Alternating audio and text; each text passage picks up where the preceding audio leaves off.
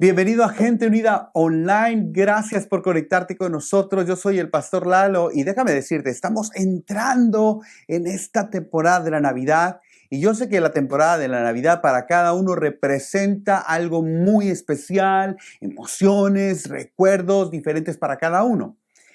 Pero cuando somos niños yo creo que todos tenemos algo en común. Por ejemplo, mi hijo Máximo, que tiene 6 años, me está preguntando siempre, oye papá, ¿cuándo ya es Navidad? Y yo le digo, el 25 de diciembre. Pero papá, ¿cuántos días faltan? Pues faltan como unas 3 semanas. Bueno, papá, pero eso es mucho tiempo o poco tiempo. O sea, nos dormimos y nos levantamos ¿cuántas veces? Porque Máximo, mi hijo, ya lo que quiere es que llegue la Navidad y el periodo de espera se le hace largo. En cambio, para ti como papá, yo creo que si te digo, faltan 3 semanas para Navidad, a lo mejor dices, ay no, los regalos, Dios mío. Y creo que tú y yo, cuando somos niños, lo que queríamos era que llegara la Navidad. Y no importaba la espera, nosotros sabíamos algo. Al final de cuentas, la Navidad, de que llega, llega.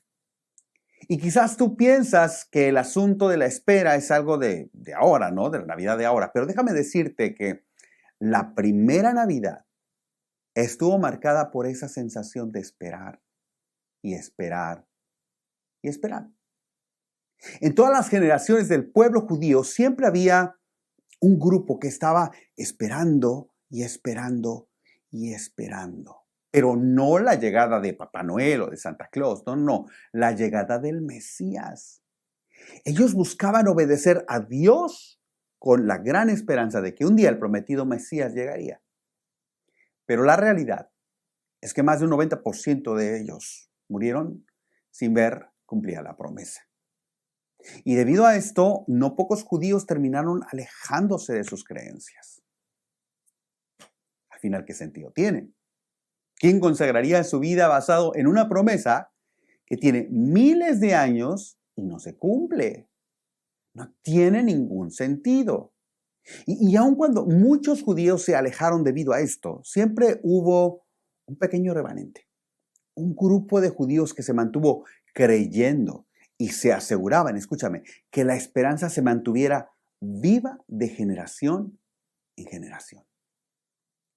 Y hoy quiero hablarte de dos personas que pertenecieron a ese pequeño grupo de personas que permanecieron creyendo con la esperanza de que el Mesías llegaría. Y para eso vamos a ir a Lucas, el Evangelio de Lucas. Lucas es uno de esos escritos en donde podemos encontrar la historia de la Navidad. Y a lo mejor tú dices, pero Lalo, ¿por qué empezar con esta historia? La razón es porque esta historia, además de que es súper relevante para todos nosotros, en especial es relevante para todos aquellos seguidores de Jesús. ¿Por qué? Porque en la vida de todo seguidor de Jesús hay grandes periodos, grandes jornadas en nuestras vidas en las cuales de Dios solo escuchamos su silencio. En la experiencia de toda persona que ha sido un seguidor de Jesús, hay momentos en los cuales Dios está tan callado que pareciera que no está haciendo nada en nuestra vida. Y es entonces cuando comenzamos a hacernos estas preguntas. ¿Será que sigo creyendo? ¿Tiene sentido? Porque yo creo y creo y creo y espero, pero no veo nada. No veo a Dios actuando en mi vida. ¿Vale la pena venir a la iglesia? ¿Vale la pena servir en la iglesia? ¿Vale la pena dar de mis recursos en la iglesia? ¿Vale la pena que yo trate de hacer las cosas bien? O sea, ¿vale la pena todo esto? ¿Por qué no mejor le doy ya? ¿Por qué no mejor me mudo con esta persona? ¿Por qué no mejor me meto en este negocio medio turbio? Al final Dios no está haciendo nada en mi vida. ¿O será que quizás yo solamente sigo creyendo porque mis papás me enseñaron? ¿Vale la pena que yo siga creyendo, hablándoles a otras personas de lo increíble que es Dios cuando yo no logro verlo presente y actuando en mi vida? Y son preguntas que de alguna manera todos los que somos seguidores de Jesús en algún momento de nuestra vida nos alcanzan. Y yo no sé, quizás tú te has hecho alguna de estas preguntas o quizás te estás haciendo estas preguntas ahora mismo. Déjame decirte algo, la historia de la Navidad es para ti. La historia de estos dos personajes se convierte en tu historia y la mía. Vamos a leerla. Lucas capítulo 1, verso 5. Cuando Herodes era rey en Judea, hubo un sacerdote judío llamado Zacarías. Era miembro del grupo sacerdotal de Abías y su esposa Elizabeth también pertenecía a la familia sacerdotal de Aarón. Y estos dos son los personajes del día de hoy, Zacarías y Elizabeth. Ambos venían de un linaje sacerdotal en la nación de Israel. ¿Qué significaba eso? Piénsalo así. Es como si ellos fueran hijos de predicadores o hijos de pastores. O sea, su papá, su abuelo, su bisabuelo, su tatarabuelo, todos habían tenido ese mismo oficio. Y Lucas continúa. Zacarías y Elizabeth eran justos a los ojos de Dios y cuidadosos en obedecer todos los mandatos y las ordenanzas del Señor. ¿Qué significaba esto? Significaba que se portaban muy bien. Lucas, quien escribe, había hecho una investigación de los hechos y él había confirmado que esta gente se portaba bien, no había un tapito por ahí que sacarle sucio al sol. Ellos cumplían todos los mandamientos y ordenanzas del Señor. Pero no pasemos por alto este detalle. Ellos vivían como vivían y mantenían esa gran esperanza, basados en una promesa que hacía 2000 años se había hecho y que a lo largo de todo ese tiempo no se había cumplido. ¿Captamos? Imagínate que tu papá te dice, hijo, escucha, esta promesa se va a cumplir. Me dijo mi papá que se iba a cumplir. Y tu abuelo le dijo a mi papá que se iba a cumplir. Y tu bisabuelo le dijo a tu abuelo que se iba a cumplir. Y tú dices, a ver, espérame, papá. ¿Me estás diciendo que todo ese tiempo ha pasado y la promesa no se ha cumplido? Sí. ¿Y tú todavía sigues creyendo? Sí. Ellos tenían la gran esperanza de que un día iba a llegar el Mesías y que esa promesa iba a cumplirse en su nación, aun cuando durante los últimos 700 años de la nación de Israel, Dios aparentemente no había hecho nada. No durante los últimos 100 o 200 años, durante los últimos 700 años. Y aún en ese contexto, ellos eran fieles. Verso 7. No tenían hijos porque Elizabeth no podía quedar embarazada y los dos eran ya muy ancianos. Y aquí el asunto se pone más tremendo. A ver, ustedes, Elizabeth y Zacarías, viven con la esperanza de que un día va a llegar el Mesías, dedican su vida a servir en el templo, y ustedes viven sirviendo a un Dios que ha decidido dejarlo sin heredero. Sí. Tú y yo tenemos que entender que en ese contexto, cuando una mujer no podía tener hijos, era una señal de vergüenza para ella. La mujer era responsable. Se creía que Dios no la veía con favor. Así que aquí tenemos a Elizabeth, una mujer que vive sirviendo a Dios, que vive creyendo en Dios, que vive siendo fiel a Dios, aun cuando en medio de su comunidad vive con la vergüenza de no poder tener hijos. ¿Qué tal eso? Verso 7. No tenían hijos porque Elizabeth no podía quedar embarazada y los dos eran ya muy ancianos. O sea, qué bueno es serle fiel a Dios cuando todas las cosas van bien. Pero la historia de Zacarías y Elizabeth nos habla de dos personas que permanecieron creyendo, fieles a Dios, aun cuando todo a su alrededor no estuviera bien.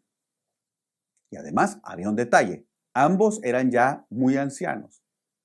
Y cuando lees la historia te puedes dar cuenta que ellos anhelaban un hijo.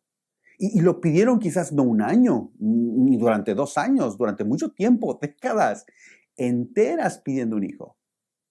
Y ellos habían entendido que Dios les había dicho no. Qué difícil. Y aún en medio de esta situación, ellos eran fieles a Dios.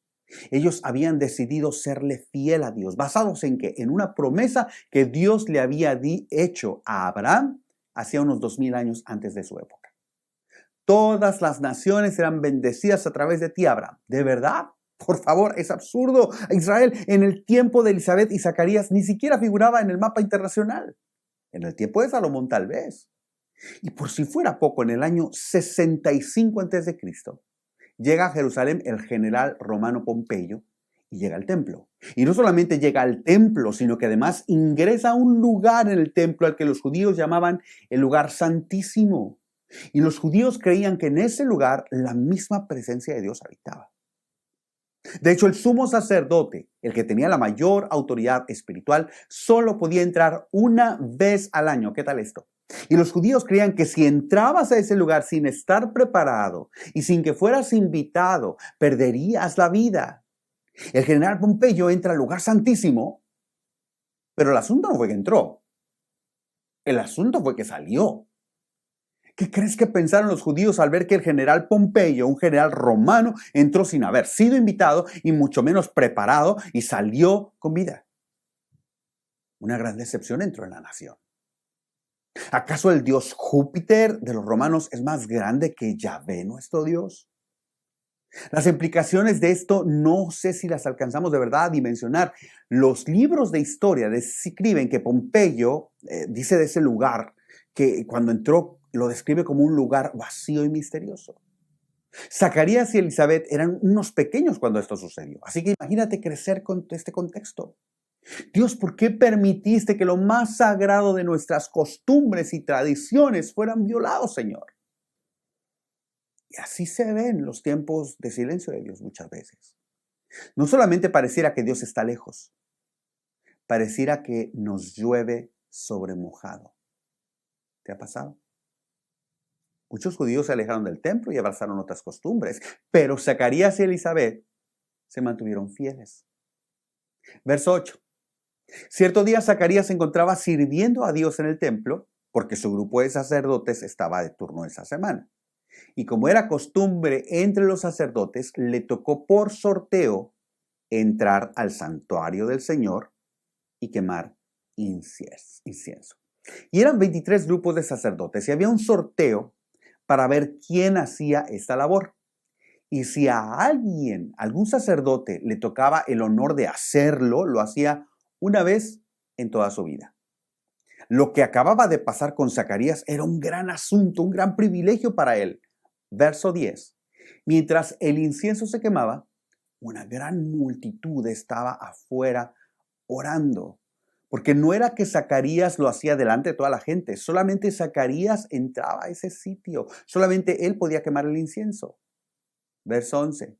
Y mientras Zacarías estaba en el santuario, se le apareció un ángel del Señor de pie a la derecha del altar del incienso. Wow, y esto me parece súper interesante, por eso me encanta la Biblia, porque te da una cantidad tremenda de detalle. Se le aparece un ángel a la derecha del incienso. Y esto definitivamente puede ser súper inesperado. Verso 12, cuando Zacarías lo vio, se alarmó y se llenó de temor. Pero el ángel le dijo, no tengas miedo, Zacarías, Dios ha oído tu oración. O sea, cuando Zacarías lo vio, se alarmó, se llenó de temor. Y esto tiene todo el sentido del mundo. No era como que, se aparece un ángel y fuera cotidiano. Uy, qué bueno que llegaste, te estaba esperando. Wow, esposa mía, ven que un ángel está aquí en la sala. No, se apareció un ángel. Wow. Imagínate que se te apareciera alguien enorme, con alas enormes. ¡Wow! ¡Qué impresión! De hecho, cada vez que un ángel se aparecía a alguien, el ángel decía, no temas, porque la impresión era enorme y Zacarías estaba asustado. Verso 13. Pero el ángel le dijo, no tengas miedo, Zacarías, Dios ha escuchado tu oración, tu esposa Elizabeth te dará un hijo y lo llamarás Juan. ¡Wow! ¿Y cómo podemos saber que todo esto es cierto? Porque documentos históricos hablan de Juan el Bautista. Zacarías y Elizabeth fueron los papás de Juan el Bautista. Verso 14. Tendrás gran gozo y alegría y muchos se alegrarán de su nacimiento porque él será grande a los ojos del Señor. No deberá beber vino ni ninguna bebida alcohólica y será lleno del Espíritu Santo aún antes de nacer y hará que muchos israelitas vuelvan al Señor su Dios. ¿Por qué dice que vuelvan? Porque muchos israelitas se habían apartado de Dios y tiene toda la lógica. Imagínate que hay una promesa que ha sido entregada a la familia de generación en generación y no se cumple. Obviamente te costaría mucho trabajo seguir creyendo. Verso 17. Será un hombre con el espíritu y el poder de Elías y preparará a la gente para la venida del Señor. Inclinará el corazón de los padres hacia los hijos y hará que los rebeldes acepten la sabiduría de los justos Zacarías le dijo al ángel, ¿cómo puedo estar seguro que ocurrirá esto? Ya soy muy anciano y mi esposa también es de edad avanzada. Y mira, esto llama muchísimo la atención porque en otras palabras, Zacarías lo que le estaba diciendo al ángel es, ay ángel, ¿sabes qué? Llegaste tarde. Yo no sé cómo sea en el cielo, pero aquí está complicado. De verdad, qué pena, pero llegaste tarde.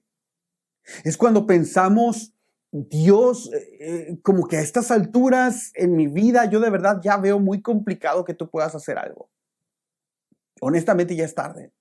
Pero escúchame, para Dios nunca es tarde. Para Dios nada hay imposible. Mira lo que el ángel le dice a Zacarías. Entonces el ángel dijo, yo soy Gabriel.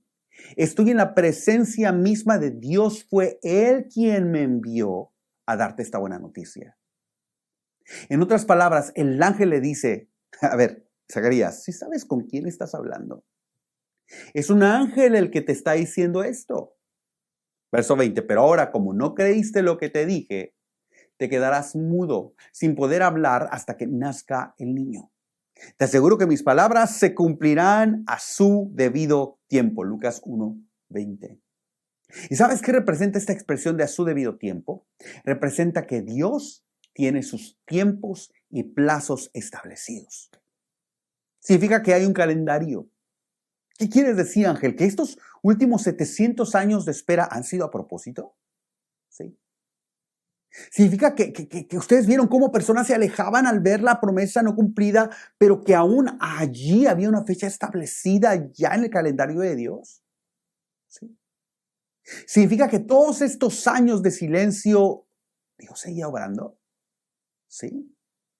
A ver, significa que el silencio de Dios no significa que Dios no esté obrando. Así es.